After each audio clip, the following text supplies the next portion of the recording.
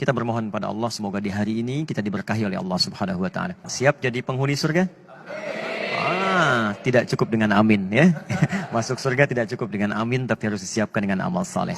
Karena itu di episode kali ini kita akan belajar tentang satu amalan penghuni surga yang biasa dikerjakan khususnya di waktu-waktu Ramadan. Apakah amalan itu? Kita akan bahas di episode kali ini dan tidak banyak orang mengetahui amalan yang dimaksudkan. Ya, kita akan ambil Quran surah ke-51 ayat 18. Quran surah ke-51 ayat 18 paling kanan pertengahan. Ini nanti korelasinya dimulai dari ayat ke-15-nya ya, sampai bertemu di ayat 18. Kemudian jaminan Allahnya lagi ada di Quran sebelumnya surah ketiga ayat ke-17.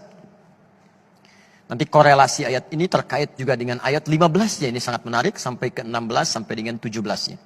Ini amalannya dan jaminannya surga yang dijanjikan. Baik, mari kita lihat. Masih ingat di pertemuan yang lalu saya menerangkan tentang satu waktu menjelang kepada fajar. Disebut apa waktunya? Sahar. Ya. Waktunya disebut dengan sahar. Amalannya disebut dengan sahur. Jamak dari kata sahar adalah kata ashar. Waktu singkat menjelang fajar.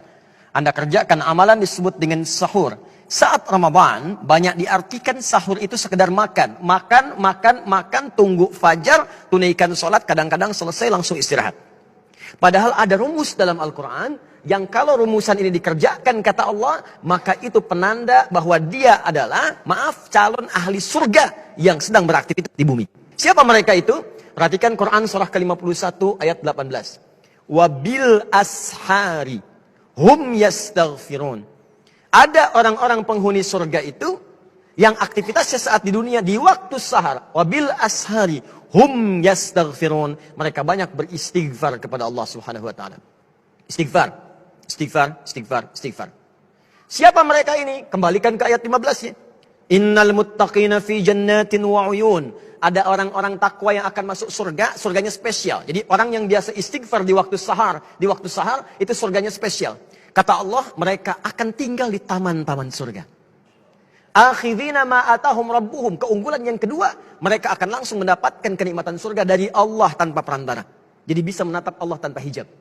Ya, nanti di hari kiamat saat kembali kepada Allah. Nanti ayatnya di Quran surah 75, ayat ke-22 sampai dengan 23. Ya, wujuhun yawma idzin nadhirah. Ada orang yang wajahnya berbinar, gembira sekali. Bukan karena masuk surganya. Ya, bukan karena surganya. Ila rabbiha nadhirah, karena bisa menatap Allah langsung tanpa hijab seketika. Siapa di antara mereka itu? Inilah yang saat di dunia punya kebiasaan istighfar di waktu sahar. Nah, jadi saya ingin simpulkan bahwa dalam bahasan ini, yang pertama, teman-teman, kalau sudah masuk waktu sahur, jangan cuma makan. Makan, selesai. 10 menit, 20 menit, begitu selesai. Duduklah Anda di ruang tengah. Datang bersama keluarga. Lalu istighfar kepada Allah Subhanahu wa ta'ala. Astagfirullah. Ya Allah, saya minta ampun ya Allah.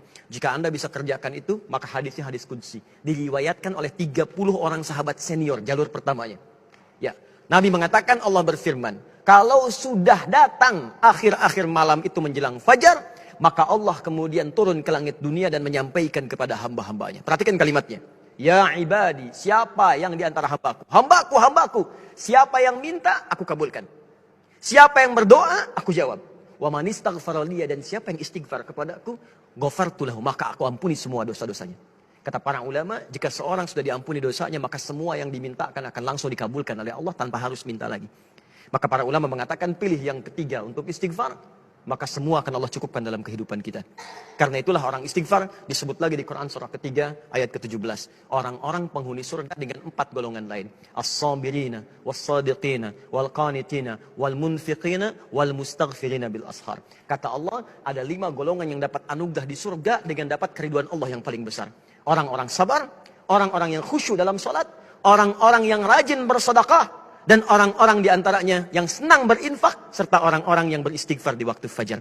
Maka kalau tak mampu Anda sabar, rajinlah sedekah. Tak mampu bersedekah, maka rajinlah Anda khusyuk dalam salat. Tak mampu khusyuk dalam salat sepenuhnya, maka istighfarlah. Mudah-mudahan dengan itu Anda mendapatkan surga yang dijanjikan insya Allah.